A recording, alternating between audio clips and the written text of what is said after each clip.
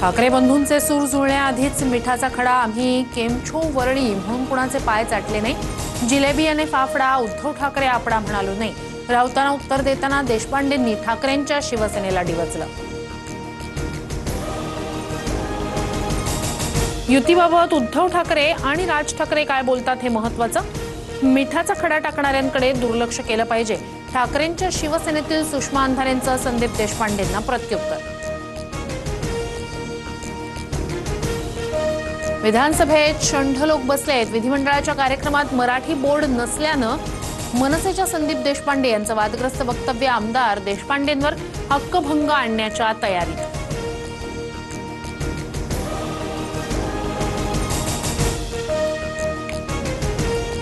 राज्य सरकारच्या कार्यक्रमात मराठी भाषेतील मोठा बोर्ड असतोच। मनसेनं हिंदी आणि इंग्लिशवर आक्षेप घेतला, मात्र हा कार्यक्रम लोकसभेचा। उपमुख्यमंत्री शिंदेंचं देशपांडेंना उत्तर। कोणत्याही व्यक्तीला नाही तर वृत्तीला बोललो। कार्यक्रम केंद्राचा असला तरी महाराष्ट्रात होता। हक्कभंगाच्या कारवाईला सामोरं जायला तयार। टीकेनंतर देशपांडेंची प्रतिक्रिया। संदीप देशपांडेंनी तुरुंगात जाण्याची तयारी ठेवावी, प्रताप सरनाईक यांचा इशारा। तर विधान भवनात कधी निवडून आल्यावर देशपांडेंना बोलण्यातला निरर्थकपणा समजेल, नीलम गोऱ्हेंचा पलटवार। संदीप देशपांडेंचं पद मनसेचं आणि काम भाजपचं। भाजपनं देशपांडेंच्या पत्नीला शासकीय पद दिल्यानं त्यांना ठाकरेंची सेना आणि मनसेची युती होऊ द्यायची नाही। ठाकरेंच्या सेनेतील शरद कोळींचा निशाणा। मी नाराज नाही, मात्र 8 वेगवेगळ्या निवडणुका जिंकल्यावर थांबावंसं वाटतं। भास्कर जाधवांकडून निवृत्तीचे संकेत, तर आगामी निवडणुकांची जबाबदारी घेण्याची तयारी।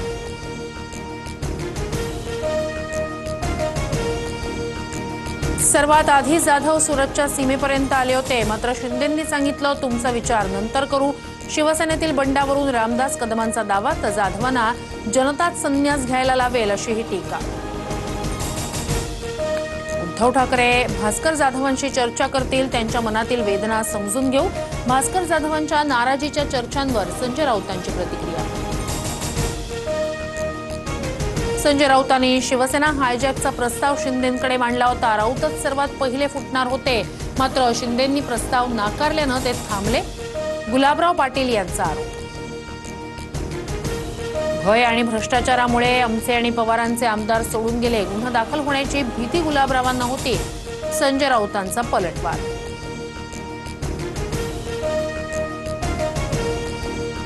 स्थानिक स्वराज्य संस्थांच्या निवडणुकीसाठी महायुती ॲक्शन मोडवर। मंत्री शंभूराज देसाई यांच्या निवासस्थानी महायुती समन्वय समितीची बैठक, तर फडणवीसांच्या उपस्थितीत भाजप नेत्यांची वेगळी बैठक।